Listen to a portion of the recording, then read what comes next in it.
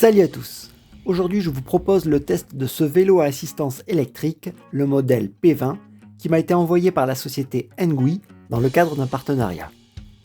Au programme de la vidéo, je commencerai par les données techniques du vélo, puis le déballage et l'assemblage de l'engin, avec les quelques réglages à effectuer, et enfin, je vous donnerai mon avis sur ce vélo suite à mes essais. Et pensez à liker la vidéo et à vous abonner à la chaîne Electrotoile pour me soutenir.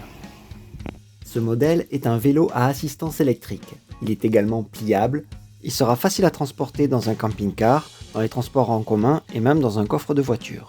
Il est proposé au tarif de lancement de 1099 €, puis son tarif final passera à 1199 €. L'autonomie annoncée dans la notice est de 120 km, mais comptez davantage sur du 70-80 km en fonction de votre usage de l'assistance moteur. La puissance nominale du moteur est de 250 watts, pour se conformer à la réglementation française et européenne concernant les cycles à assistance électrique. D'ailleurs sur ce point j'en reparlerai un peu plus tard dans la vidéo à cause de la présence de cette gâchette d'accélération.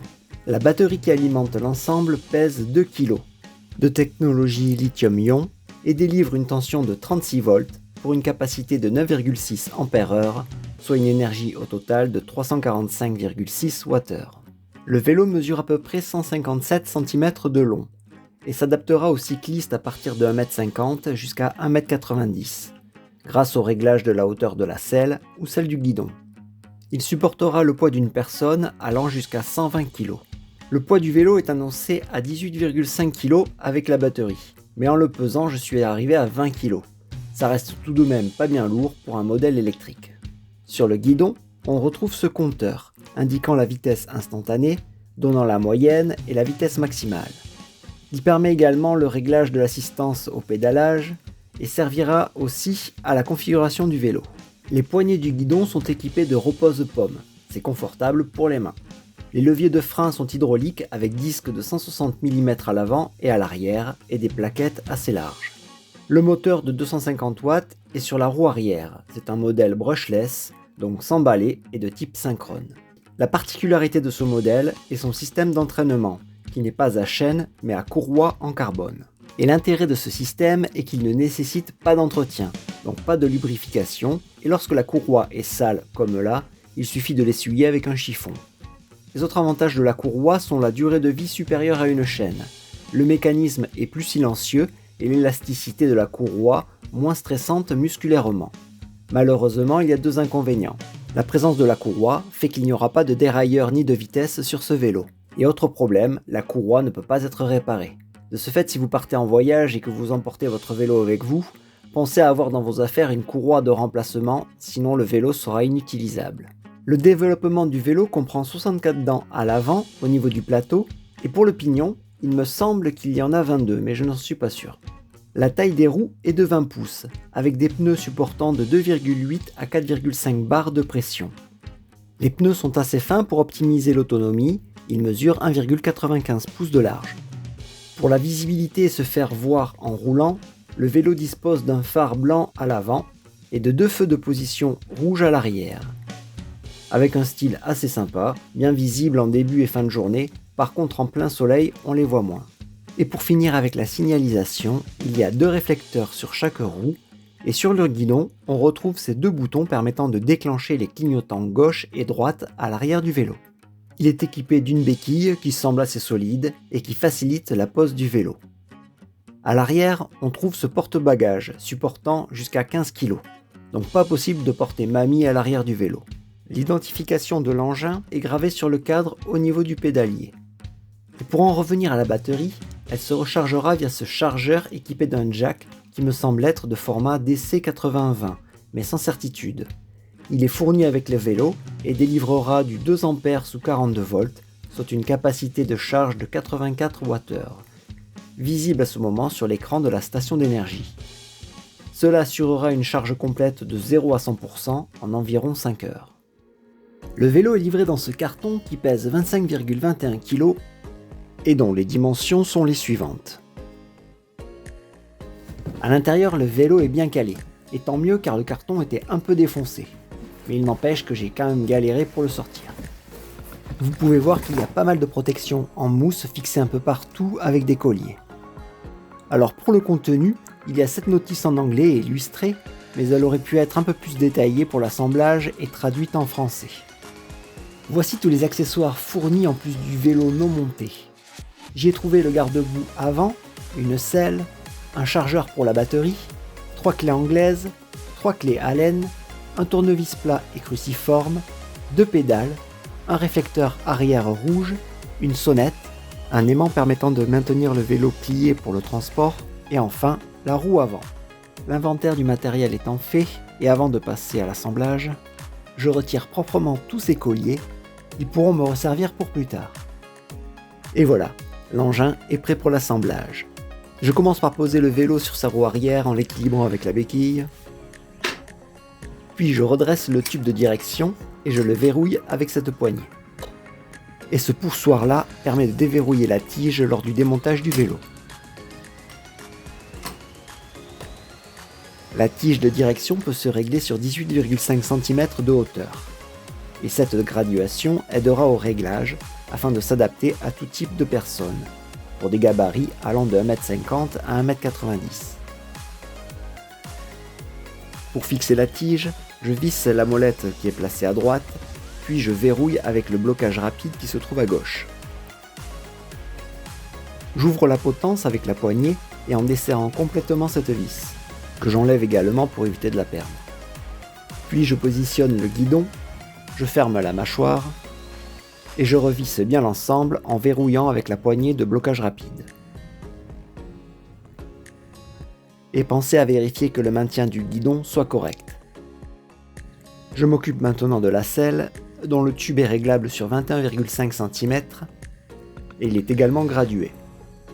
Je l'insère dans le cadre, puis je verrouille en vissant et en refermant l'attache rapide. Prochaine étape, je retourne le vélo afin de m'occuper du garde-boue et de la roue avant. Pour la pose du garde-boue, je commence par fixer ces deux tiges de chaque côté de la fourche en serrant les vis, à droite puis à gauche. Puis en suivant la notice, je dévisse complètement ce boulon et je retire le filetage, puis je positionne la patte du garde-boue contre l'avant de la fourche. Et là, je fixe avec l'ensemble vis, rondelles et boulons. Puis je m'occupe de la roue en veillant à glisser le disque bien entre les plaquettes de frein. Et pour l'assemblage de cette dernière, j'ai placé les rondelles vers l'extérieur contre l'écrou. Et dites-moi dans les commentaires si c'est comme cela qu'il faut le faire, parce que j'avais un doute et la notice ne le précise pas.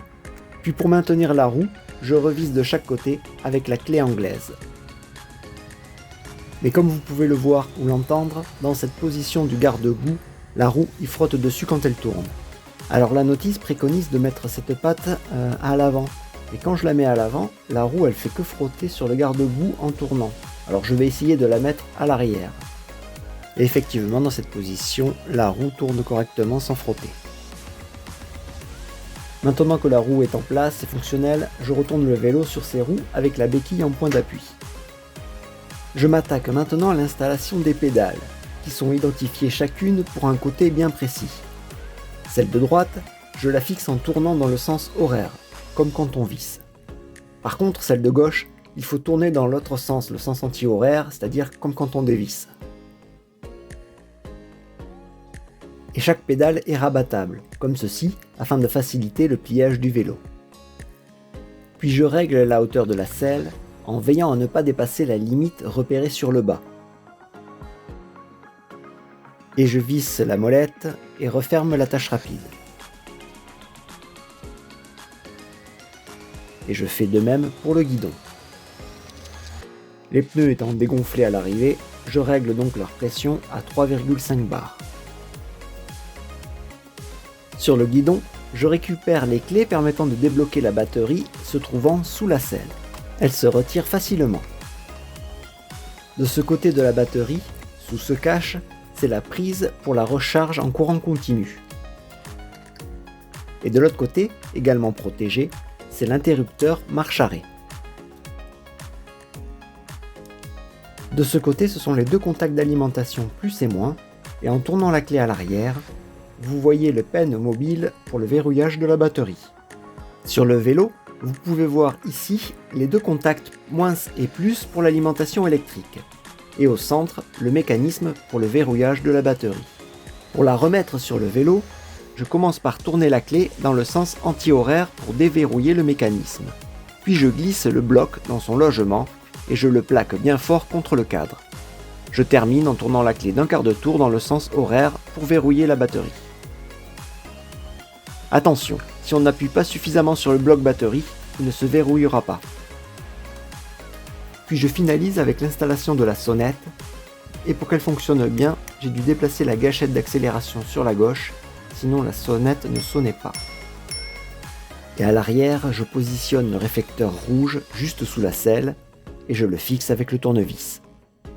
Pour maintenir le vélo en position pliée, ici, sur l'axe de la roue avant, je vais y placer cet aimant, que je visse à la main et à la clé.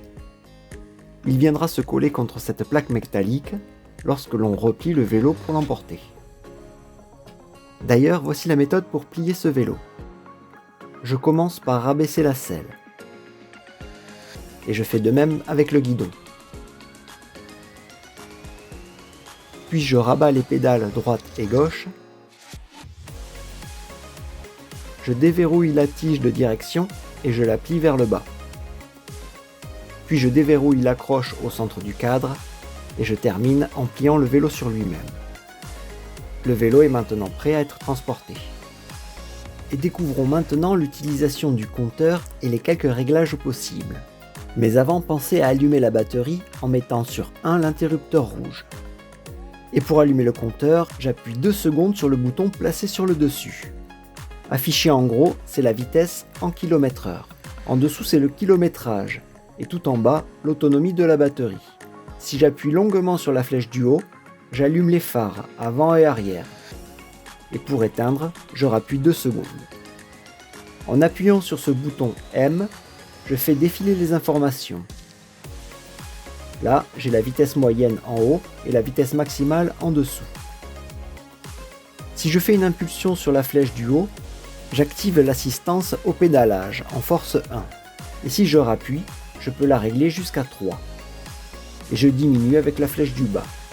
Elle sera désactivée lorsque ici s'affichera 0. Et pour éteindre le compteur, soit j'attends qu'il s'éteigne tout seul en fonction du timer réglé, soit j'appuie 2 secondes sur le bouton du dessus. D'ailleurs, concernant les réglages, il est possible d'y accéder via le compteur. Pour cela, il faut allumer l'écran, puis juste après, rester appuyé sur le bouton M. Je suis maintenant dans le menu de configuration du vélo. On peut y changer l'unité de mesure, là il est en kilomètres, le temps d'arrêt automatique en inactivité, la configuration du diamètre de la roue, la vitesse maximale d'assistance au pédalage, elle est réglée en usine à 25 km/h. Il y a possibilité d'indiquer un mot de passe pour le verrouiller, et on a aussi une rubrique sur la batterie, indiquant par exemple la tension délivrée. Et j'ai eu l'occasion de vérifier cette information au voltmètre et elle était correcte. Pour quitter le menu de Setup, il faut revenir tout en haut sur la position Exit et valider avec le bouton M. Et l'une des particularités de ce vélo est qu'il a une gâchette d'accélération, chose qui en soi est autorisée pour les vélos à assistance électrique afin de déclencher l'assistance sans action du pédalage, mais la vitesse ne doit pas dépasser les 6 km/h. Or, quand j'ai reçu le vélo et que je l'ai testé dans le jardin, l'appui sur la gâchette a lancé la roue à vide jusqu'à près de 32 km/h, ce qui en soi n'est pas conforme aux réglementations concernant les vélos à assistance électrique. Il m'a donc été nécessaire de désactiver cette gâchette et voici la méthode. Il faut appuyer en même temps sur le frein et sur la gâchette d'accélération au maximum. Puis j'allume le compteur et j'attends 10 secondes. Après 10 secondes, je relâche le frein et la gâchette. Et voilà, la gâchette d'accélération est maintenant désactivée et le vélo est donc conforme à la norme EN 15194. Et il faut faire attention car si la gâchette est maintenue active, le vélo sera alors considéré comme un cyclomoteur et non plus comme un vélo à assistance électrique, avec des obligations et formalités réglementaires différentes. Immatriculation, âge minimum de 14 ans, obtention du BSR, casque homologué et souscription d'une assurance. Et pour finir, voici mes impressions sur ce vélo. Alors, à l'usage, le modèle P20 est confortable sur route. Le fait que l'on puisse régler la hauteur du guidon et de la selle est bien appréciable et rend l'usage du vélo agréable et sans douleur pour le dos. Par contre, j'ai moins apprécié les vibrations au niveau du guidon, sur chemin ou route endommagée. Sur les longs trajets, les poignées avec les repose-mains sont bien appréciables. Les freins à disque hydraulique sont performants et ajoutent en sécurité. Côté adhérence, malgré ses pneus fins, le vélo tient bien la route et les petites roues de 20 pouces offrent une grande manœuvrabilité. Malgré sa motorisation, sa batterie et du coup ses 20 kg, il reste confortable, mais à l'usage, l'absence de vitesse et de dérailleur font qu'il faudra avoir de bonnes cuisses pour pouvoir monter les côtes sans l'assistance électrique, en cas par exemple de batterie déchargée. Et effectivement, cette absence de vitesse pourrait être son point faible, mais qui sera totalement oublié par l'efficacité de l'assistance électrique. Enfin, il est dommage d'avoir équipé ce vélo d'une gâchette électrique non limitée à 6 km/h. Et voilà, j'espère que cette vidéo vous sera utile. Si ce vélo vous intéresse, pensez à utiliser le lien présent dans le descriptif. N'hésitez pas à laisser un petit commentaire si vous avez des questions à poser. Et surtout, n'oubliez pas de liker la vidéo pour me soutenir et abonnez-vous à la chaîne Electrotoile si ce n'est pas déjà fait. Et moi je vous dis à bientôt pour une prochaine vidéo.